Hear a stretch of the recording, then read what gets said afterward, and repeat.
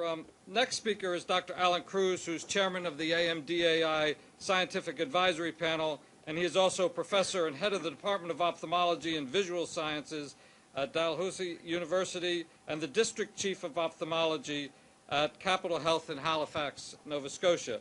It's my pleasure to introduce Dr. Cruz, and I know I mispronounced that. There you go. Thanks very much, Mark. Thank you, Mark. Sir David and ladies and gentlemen, other members of Parliament, thank you very much for this honor and privilege to address you about current and new treatments of AMD. I hope to hold your attention for less than 10 minutes. I'm not sure I will hold Dylan's attention for less than 10 minutes, but he's been a very good boy in the front row.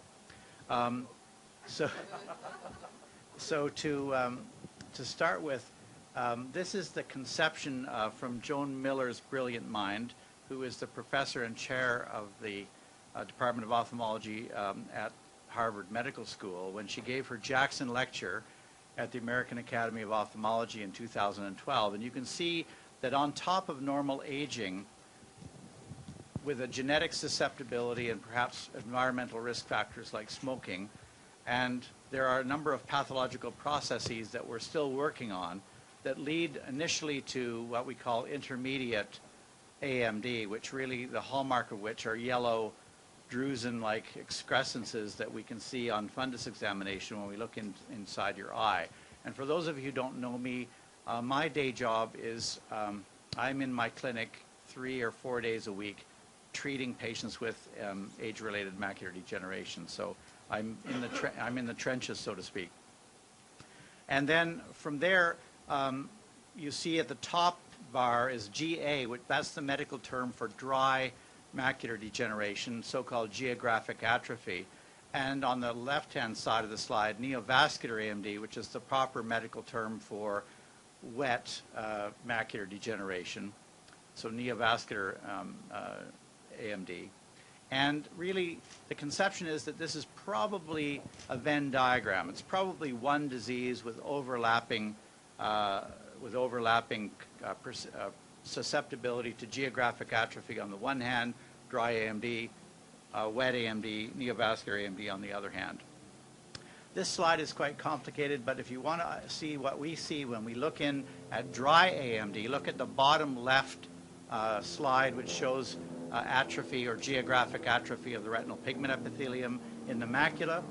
On the right-hand side is a patient with end-stage macular degeneration, mostly wet in this case, where there's a large fibrovascular scar blocking the macula. And in the middle is an example of a patient that we would be actively treating with neovascular AMD, with a pigmented membrane that you can see smack dab in the center of the macula, surrounded by subretinal blood and fluid.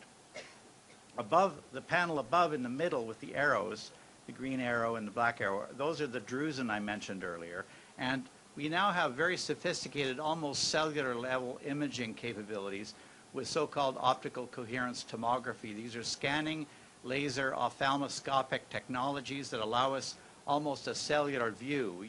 The arrows, the yellow arrows, are pointing at reticular drusen between the photoreceptors and the pigment epithelium. Very, very fine resolution. So we're actually optically being able to see really histology now, which is really advancing our ability to diagnose and treat the disease. But prior to 2001, my area of clinical research was actually in the treatment of this disease.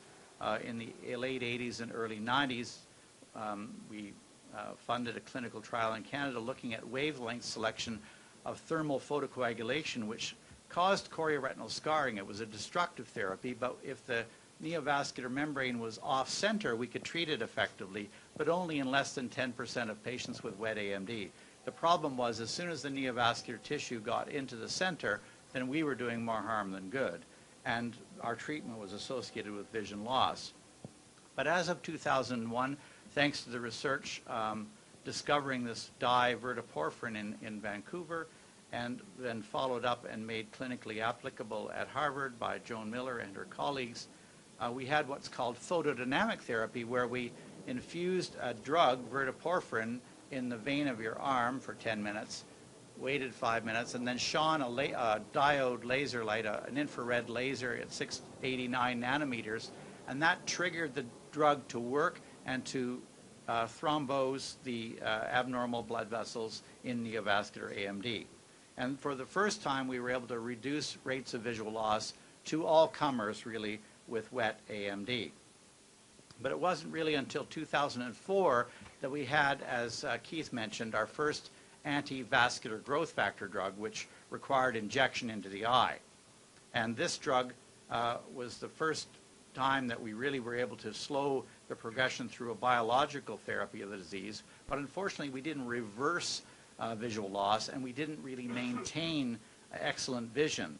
It really wasn't until the blockbuster drug ranibizumab or Lucentis was approved by the FDA and European agencies in 2006 for neovascular wet AMD that we really could change the game and preserve vision in over 90% of patients treated.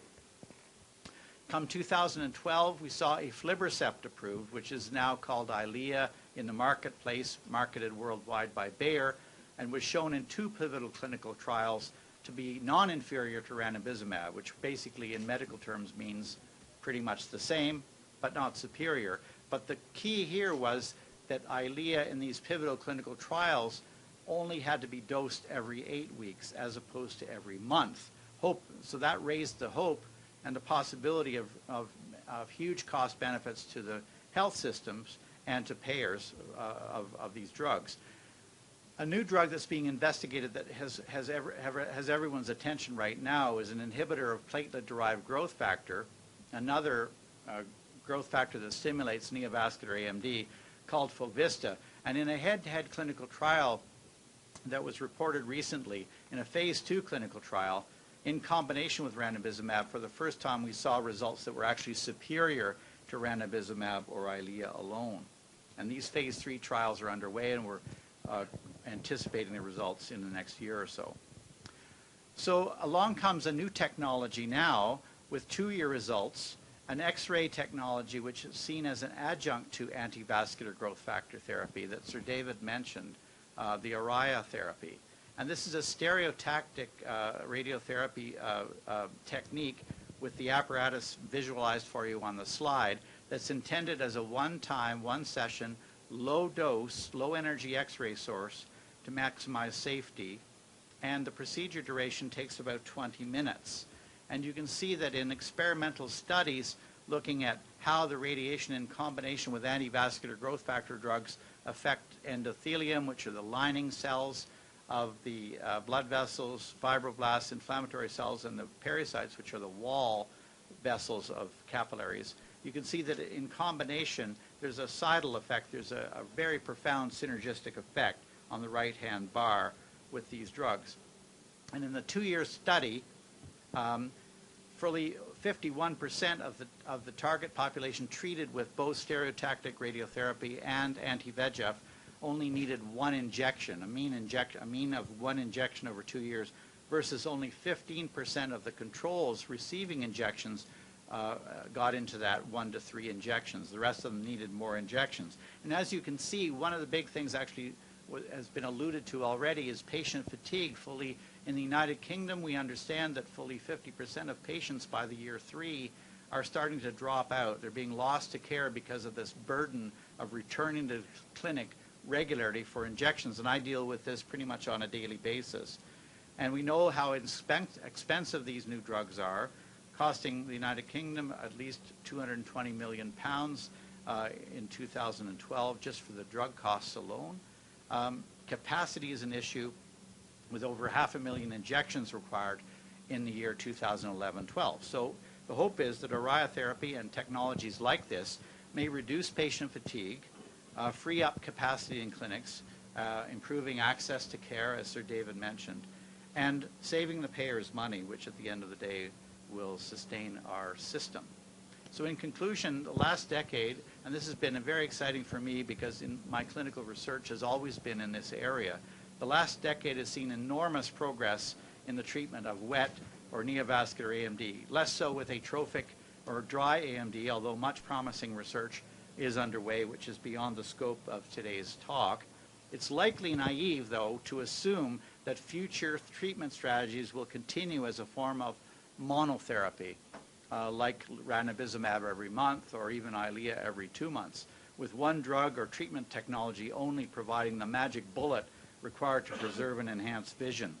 Therefore, new technologies, as we've heard of today, like Araya, that reduce treatment burden or reduce the aggregate number of treatments required, or increase the intertreatment interval, will be highly valued both by patients and by payers alike, especially if they provide incremental cost benefits while preserving and enhancing quality of life. Thank you very much. Thank you.